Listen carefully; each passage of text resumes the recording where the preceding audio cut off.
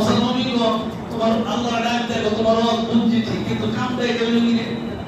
সুবহানাল্লাহ আল্লাহ তোমার কথা বুঝতে পারছি কোনো সমস্যা নাই কিন্তু একজন কসাই মানুষ গরুর গোশত বিক্রি করে এই লোকটা আমার সঙ্গে জান্নাতের ভিতরে থাকবে আল্লাহ ডাক দেখো যদি তুমি পরীক্ষা করতে চাও তাহলে ওই বাজারে যাও সেই লোকটা গরুর গোশত বছরে বিক্রি করে তার দিকে একটু তাকাও তার দিকে তাকালে বুঝতে পারবে আমি আল্লাহ কেন কসার কথা গরুর গোশত বিক্রি কথা ওটের গোশত বিক্রি করে এই লোকটার কথা কসার কথা কেন বললাম তাহলে তুমি একটু ভালো করে দেখতে পাইবা পয়গম্বর মুসা আলাইহিস সালাম বাজারে গেলেন দূর থেকে কসাইয়ের দোকানের দিকে তাকাই রইলেন সুবহানাল্লাহ দূর থেকে কসাইয়ের দোকানের দিকে তাকাই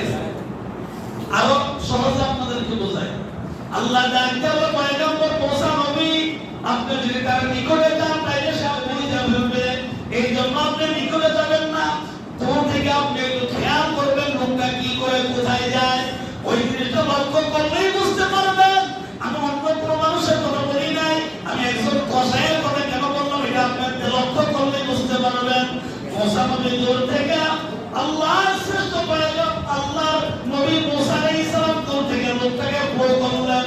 লোকটা সুন্দর করে গোশত বিক্রি করলেন গোশত বিক্রি করার পরে এই লোকটা একেবারে যে সবচেয়ে নরম যে গোশতটা সবচেয়ে ভালো যে গোশতটা এই গোশতটা প্যাকেট করলেন প্যাকেট করে আস্তে আস্তে বাড়ির দিকে রওনা দিলেন মুসা আলাইহিস সালাম সরাসরি সামনে না যায় দূর থেকে পেছনে পেছনে পেছনে পেছনে গোয়েন্দার মতো ডিউটি করতে করতে যায় লোকটা বাড়ির ভিতরে প্রবেশ করলো ঘরের দরজা খুললেন ঘরের ভিতরে প্রবেশ করলেন বিছানার ভিতরে আপন মা বৃদ্ধ অবস্থায় বিছানায় শুয়ে রয়েছে লোকটা সর্বপ্রথম গিয়ে ঘরের ভিতরে জিজ্ঞাসা আম্মা ও আমার মা আপনার কিছু প্রয়োজন আসেনি মা তার যা কথা বলার দরকার বলছে সাথে সাথে নিজের বানানো গোশতটা নিজে পাক করছে নিজে বানাইয়া নিজের গোশতটা পাক করার পরে নিজ হাতে কষাই মার মুখের ভিতরে আস্তে করে তুলে দিছে আল্লাহ ডাকতে গো মুসা গো আপনি একটু খেয়াল করেন কষাইয়ের কাজ কি সে কি কাজ করে আমি আল্লাহ এই জন্যই তাকে কবুল করছি আপন মা বৃদ্ধ অবস্থায় বিছানায় শুয়ে রয়েছে উঠতে পারে না হাঁটতে পারে না চলতে পারে না এই কষাই তো আমি আল্লাহর হুকুম মানে